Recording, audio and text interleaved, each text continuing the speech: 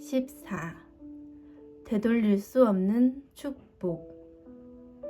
이스라엘 자손이 또 길을 떠나 모압 평지에 진을 쳤으니 요단 건너편 곧 여리고 맞은편이더라. 십볼의 아들 발락이 이스라엘이 아무리 내게 행한 모든 일을 보았으므로 모압이 심히 두려워하였으니 이스라엘 백성이 많음으로 말미암아 모압이 이스라엘 자손 때문에 번민하더라. 민수기 22장 1절에서 3절 말씀. 모압 왕 발락은 하나님의 백성 때문에 번민했습니다. 이스라엘 백성이 모압 주변 국가들과 싸워 이겼기 때문입니다. 미디안 장로들에게 이르되 이제 이 무리가 소가 밭에 풀을 뜯어 먹음 같이 우리 사방에 있는 것을 다 뜯어 먹으리로다 하니 그때 십볼의 아들 발락이 모압 왕이었더라.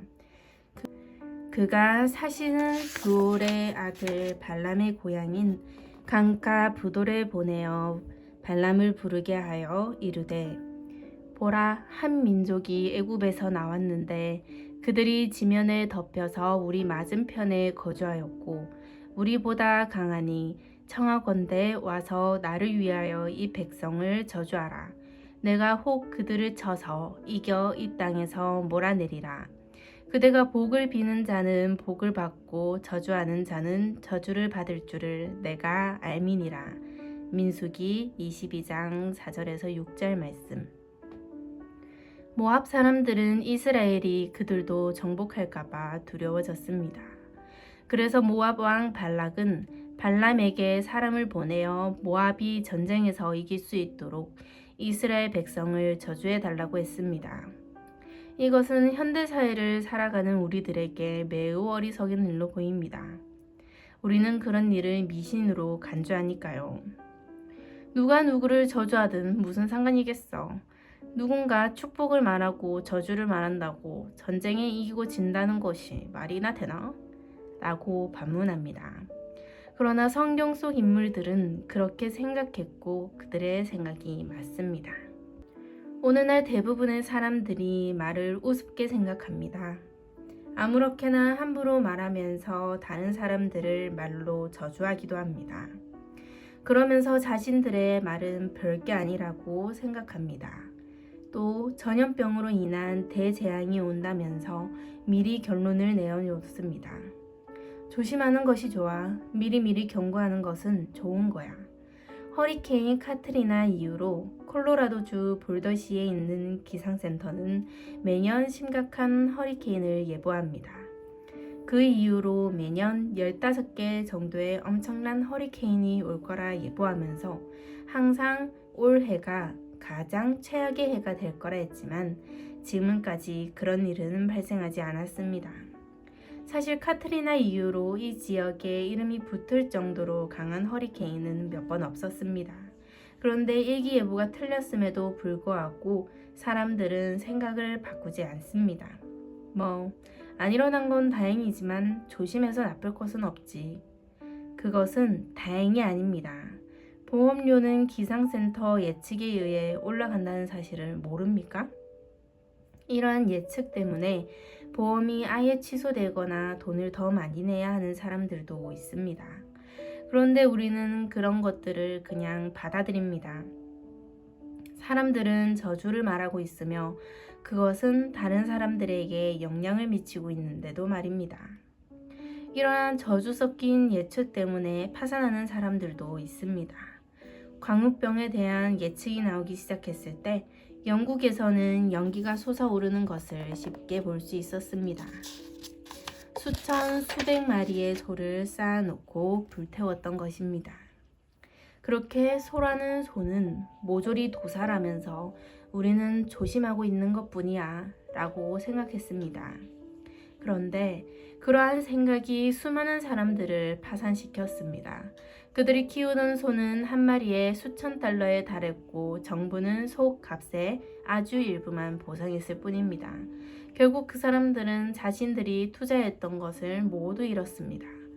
암울한 예측이 사람들을 망하게 했고 그들의 삶을 황폐하게 만들었습니다.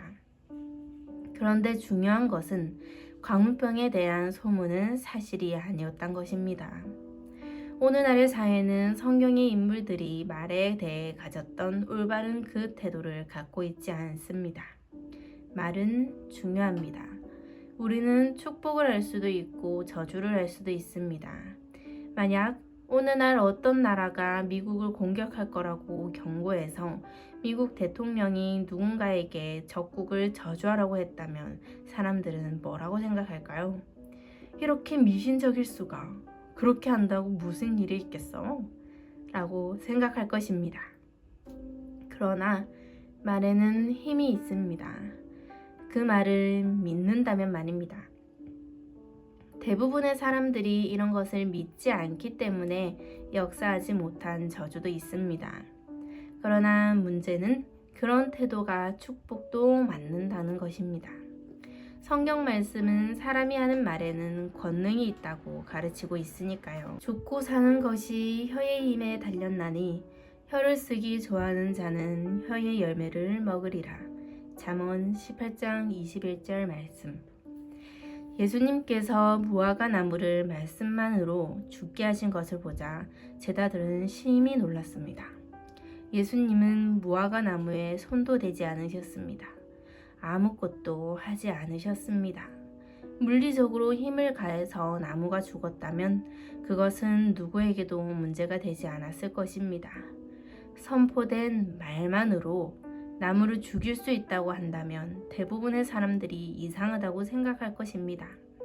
그런데 예수님은 제자들에게 이렇게 말씀을 하십니다. 예수께서 그들에게 대답하여 이르시되 하나님을 믿으라.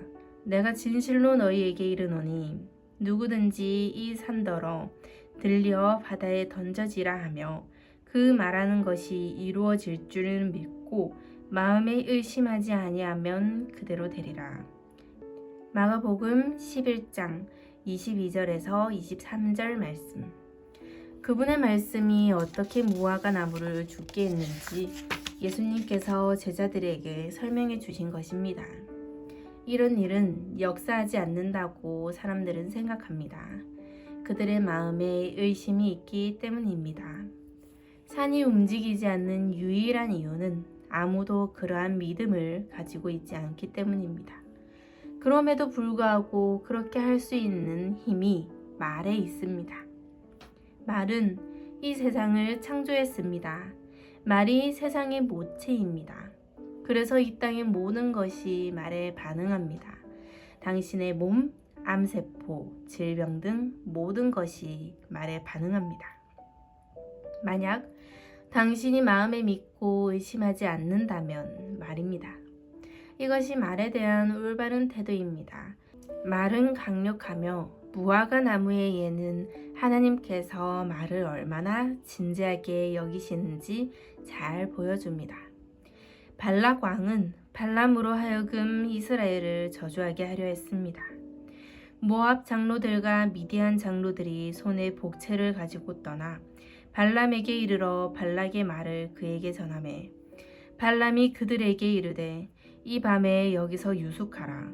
여호와께서 내가 이르시는 대로 너희에게 대답하리라. 모압 귀족들이 발람에게서 유숙하니라. 하나님이 발람에게 임하여 말씀하시되 너와 함께 있는 이 사람들이 누구냐? 발람이 하나님께 이르되 모압 왕 십볼의 아들 발락이 내게 보낸 자들이니이다. 이르기를 보라 애굽에서 나온 민족이 지면에 덮였으니 이제 와서 나를 위하여 그들을 저주하라. 내가 혹 그들을 쳐서 몰아낼 수 있으리라 하나이다.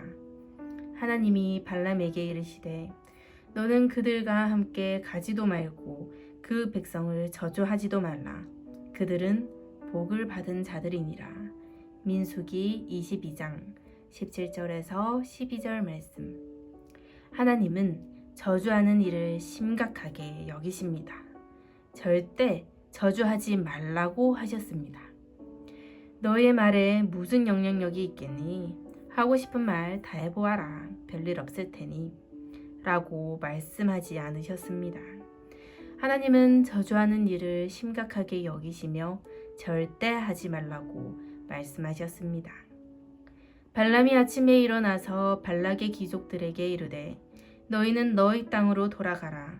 여호와께서 내가 너희와 함께 가기를 허락하지 아니하시느니라.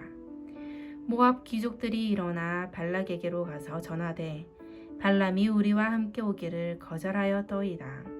민수기 22장 13절에서 14절 말씀. 여기까지만 보면 발람은 잘못한 것이 없습니다. 칭찬할 만합니다. 아주 잘 대응했습니다.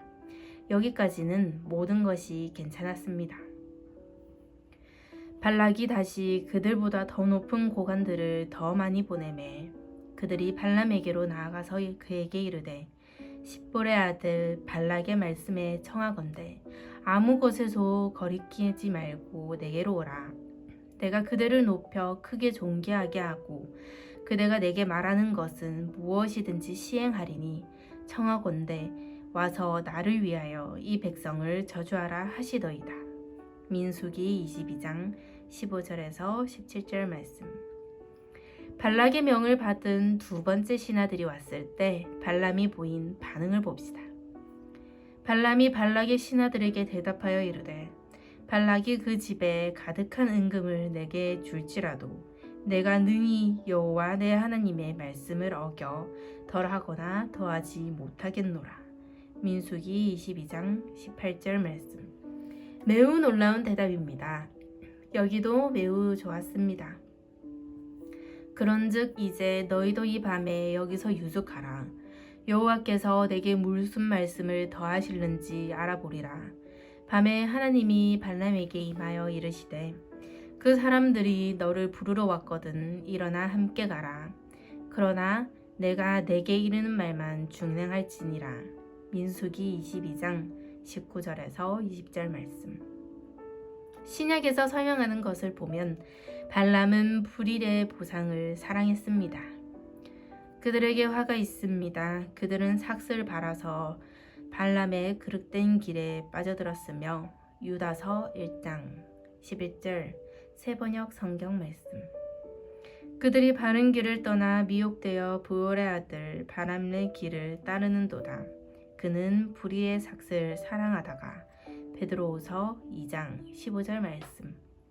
발람은 그때까지 바른 말을 했지만 성경 말씀은 그가 돈과 지위, 명예에 넘어갔다는 것을 보여줍니다. 그는 이제 이것들을 얻기 위해 이스라엘을 저주하려고 합니다.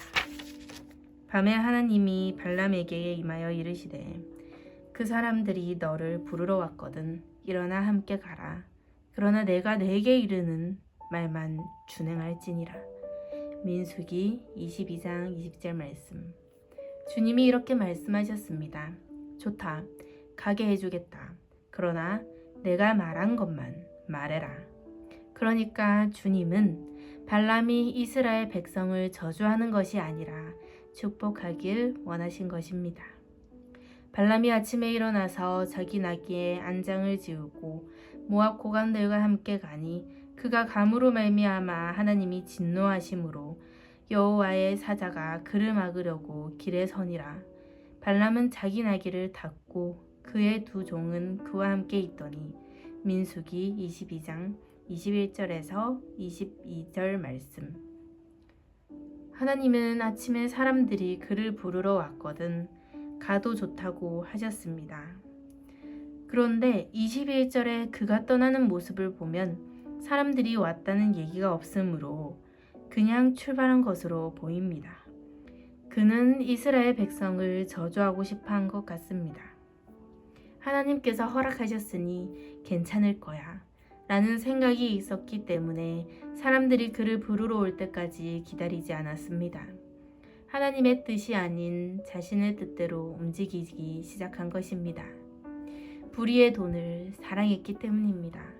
이렇듯 발람이 하나님의 지시를 따르지 않은 것이 하나님을 노엽게 했으며 하나님은 발람으로 인해 그의 백성이 저주를 받을 것이라고 보셨습니다. 그가 감으로 말미암아 하나님이 진노하심으로 여호와의 사자가 그를 막으려고 길에 서니라. 발람은 자기 나귀를 탔고 그의 두 종은 그와 함께 있더니 나귀가 여호와의 사자가 칼을 빼어 손에 들고 길에 선 것을 보고 길에서 벗어나 밭으로 들어간지라. 발람이 나귀를 길로 돌이키려고 채찍질하니 여호와의 사자는 포도원 사이 좁은 길에 섰고 좌우에는 담이 있더라. 나귀가 여호와의 사자를 보고 몸을 담에 대고 발람의 발을 그 담에 짓누르매 발람이 다시 채찍질하니 여호와의 사자가 더 나아가서 좌우로 피할 데 없는 좁은 곳에 선지라. 나귀가 여호와의 사자를 보고 발람 밑에 엎드리니 발람이 노하여 자기 지팡이로 나귀를 때리는지라. 여호와께서 나귀 입을 여시니 발람에게 이르되 내가 당신에게 무엇을 하였기에 나를 이같이 3번 때리느냐. 민수기 22장 22절에서 28절 말씀. 얼마나 놀라운 일입니까? 나귀가 자신에게 말을 하는데도 발람은 전혀 놀라는 기색이 없이 나귀와 대화를 합니다. 그래서인지 이 장면이 단지 상징뿐이라고 생각하는 사람들도 있습니다. 그러나 저는 실제로 일어난 일이라고 믿습니다. 앵무새도 말을 하지 않습니까? 텍사스에 있는 동물원에는 말하는 코끼리도 있습니다. 사람이 코끼리에게 말을 해서 그 코끼리가 앵무새처럼 따라했을 수도 있지만 저는 원래 동물들이 말을 할 수 있었다고 생각합니다. 뱀도 하와에게 말을 걸었으니까요. 발람이 나귀에게 말하되 내가 나를 거역하기 때문이니 내 손에 칼이 있었다면 곧 너를 죽였으리라. 나귀가 발람에게 이르되 나는 당신이 오늘까지 당신의 일생 동안 탄 나귀가 아니냐. 내가 언제 당신에게 이같이 하는 버릇이 있었더냐. 그가 말하되 없었느니라. 민수기 22장 29절에서 30절 말씀. 발람은 마치 항상 나귀와 대화를 했던 것처럼 나귀와 말을 합니다. 그는 나귀와 계속해서 논쟁을 하는데 어찌된 일인지 나귀의 논리가 발람의 논리보다 훨씬 낫습니다. 나귀가 발람보다 더 똑똑해 보입니다. 그때 여호와께서 발람의 눈을 밝히심에 여호와의 사자가 손에 칼을 빼들고 길에 선 것을 보자 그가 보고 머리를 숙이고 엎드리니 여호와의 사자가 그에게 이르되 너는 어찌하여 내 나귀를 이같이 3번 때렸느냐. 보라, 내 앞에서 내 길이 사악함으로 내가 너를 막으려고 나왔나니 나귀가 나를 보고 이같이 3번을 돌이켜 내 앞에서 피하였느니라. 나귀가 만일 돌이켜 나를 피하지 아니하였더라면 내가 벌써 너를 죽이고 나귀는 살렸으리라. 발람이 여호와의 사자에게 말하되 내가 범죄하였나이다. 당신이 나를 막으려고 길에 서신 줄을 내가 알지 못하였나이다. 당신이 이를 기뻐하지 아니하시면 나는 돌아가겠나이다. 여호와의 사자가 발람에게 이르되 그 사람들과 함께 가라. 내가 내게 이르는 말만 말할지니라. 발람이 발락의 고관들과 함께 가니라. 민수기 22장 31절에서 35절 말씀. 마침내 발락이 순복합니다. 하나님께서 기뻐하지 않으시면 가지 않겠습니다. 그러나 주님은 가라. 그러나 가서 내가 원하는 것만 말하라고 말씀하십니다. 발람이 도착하다 발락 왕이 그에게 묻습니다. 왜 처음 불렀을 때 오지 않았느냐?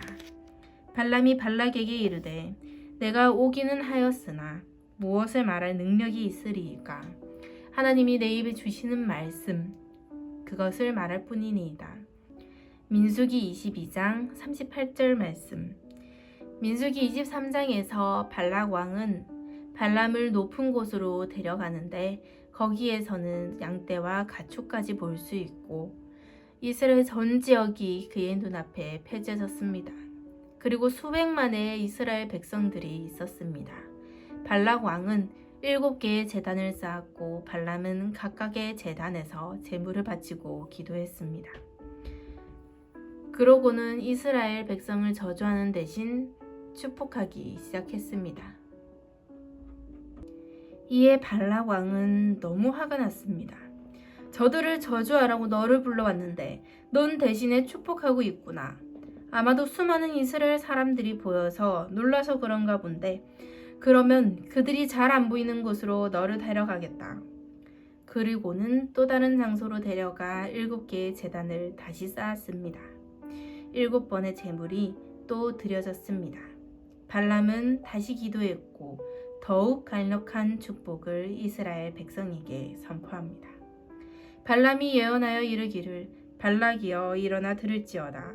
십볼의 아들이여 내게 자세히 들으라.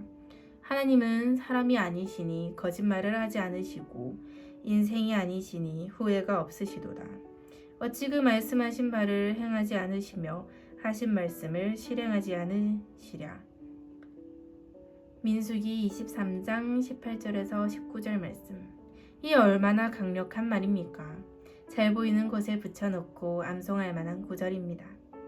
하나님께서 말씀하신 것은 반드시 이루어집니다. 하나님은 사람이 아니시기에 거짓말하지 않으십니다. 말씀하신 것을 번복하지 않으십니다. 하나님께서 은총을 선포하셨다면 그 일은 이루어집니다. 이것은 우리 모두가 하나님께 대하여 가져야 할 태도입니다. 발람이 다음에 한 말을 보십시오. 보라, 축복하라는 명령을 내가 받았고 그분께서 복을 주셨은즉 내가 그것을 돌이킬 수 없도다. 민수기 23장 20절 말씀. 발람은 말 권능이 있다고 알려졌던 사람입니다. 그가 축복하는 사람은 모두 축복받았고 그가 저주하는 사람은 모두 저주를 받았습니다. 그런 그조차 하나님의 축복을 되돌릴 수 없었습니다. 당대 최고 예언자였던 그가 하나님의 축복을 되돌릴 수 없다고 인정한 것입니다. 이것은 오늘날 우리에게 어떤 의미일까요? 일단 하나님의 축복을 받으면 사탄 마귀를 포함하여 그 어떤 것도 그 누구도 그 축복을 막을 수 없습니다. 하나님은 우리를 축복하셨고 원수는 그것을 되돌릴 수 없습니다. 감사합니다.